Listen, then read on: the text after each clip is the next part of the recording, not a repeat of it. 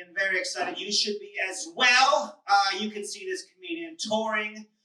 She was just recently at Dead Crow a few months ago, and she's back here at Waterline right now. Oh, yeah! Please welcome to the stage, Notaro!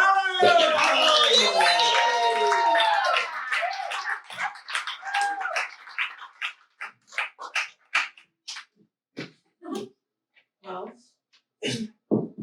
I made it.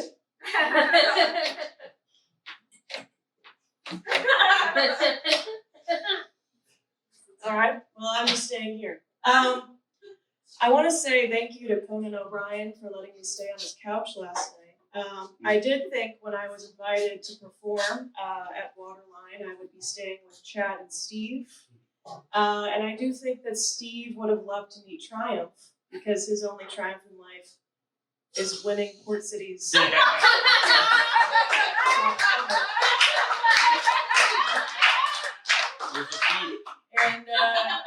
Chad looks like the type of guy who just has 5,000 Simpsons ideas rattling around his head. So I'm sure he would have loved to meet Conan. I gotta tell you guys, I'm not good with faces. I'm not good with names. I will say that one of the comics I recognize is Mitch, who was just up here. We talk at a similar word per minute. So we have a lot in common. And the thing about Mitch is that he can really pull off sunglasses inside. The last time I tried to wear sunglasses inside, the waitress asked if I needed help reading the menu because she thought I just had glaucoma surgery. I also recognize Weird Al. I had a bad day recently where I was on tour to my one of 80 shows this year. Busy, and my tire blew out. And this guy stopped to help me because even though I'm a lesbian, I have frail wrists. And men just love to step in. And so he was telling me that he was actually on his way to perform when he saw my tire blow out. And I said, "Oh, do you do stand-up too?" And he said, "No, I do karaoke." I've never felt more condescended to from someone who does karaoke for a performance. But he said that he doesn't do it like the rest. He actually takes popular songs and changes the lyrics slightly to reflect his life. And I said, "Okay, like Weird Al." And he said, "No."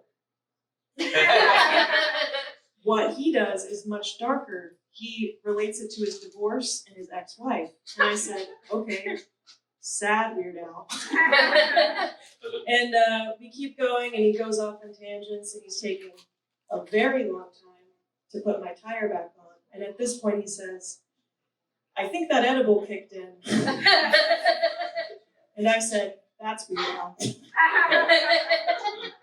I have a wife, Stephanie. I love her dearly.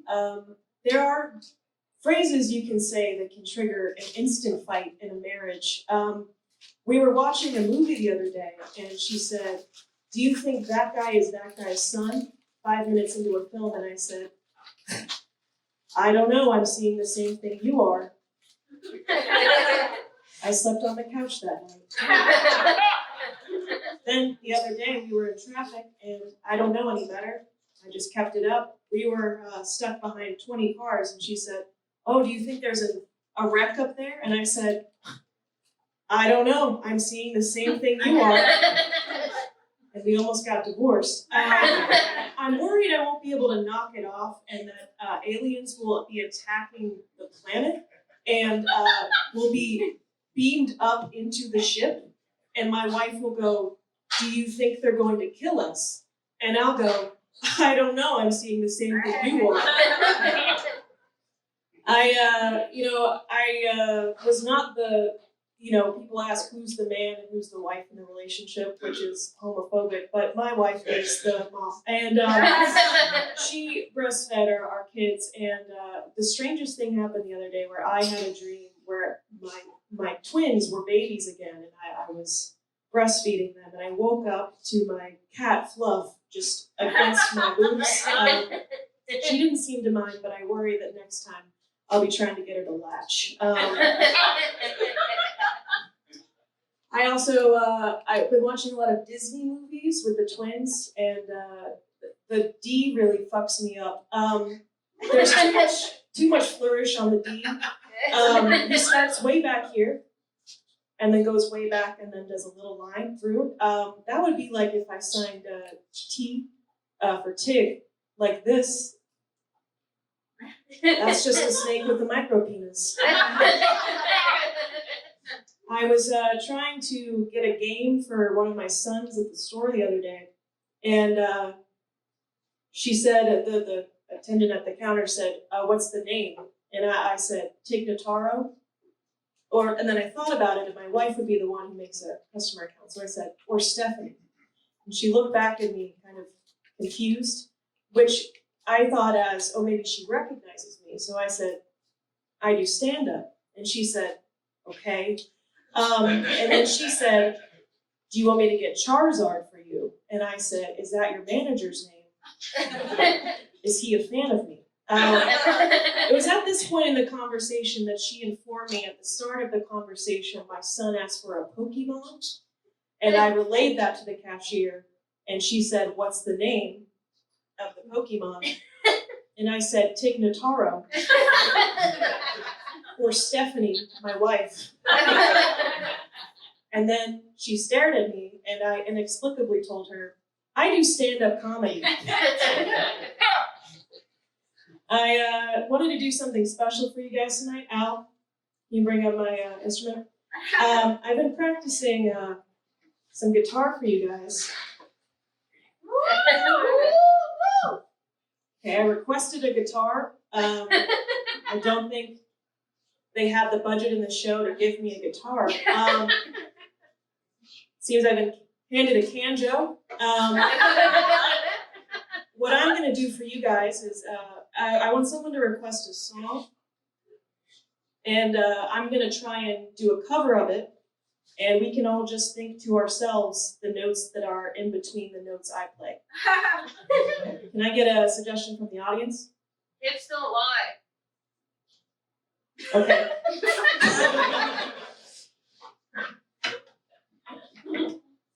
All right, here we go. All right, I want to make sure that you get all the notes.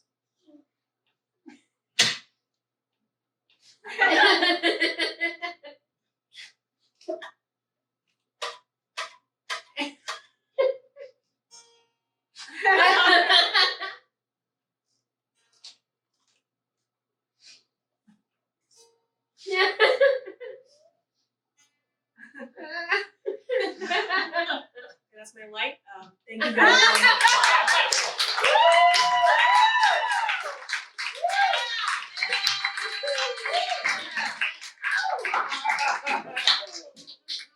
Hey! Oh, yeah.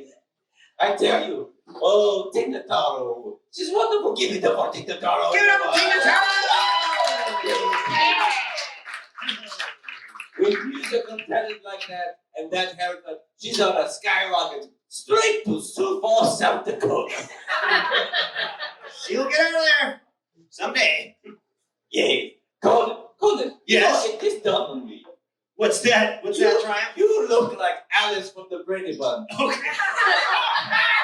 If she was played by Jane Lynch. Oh, come on! Come on! Yeah. I'm a human being with feelings, Triumph. You're a ragdoll from Harvard, you piece of shit. Let's bring up the next couple.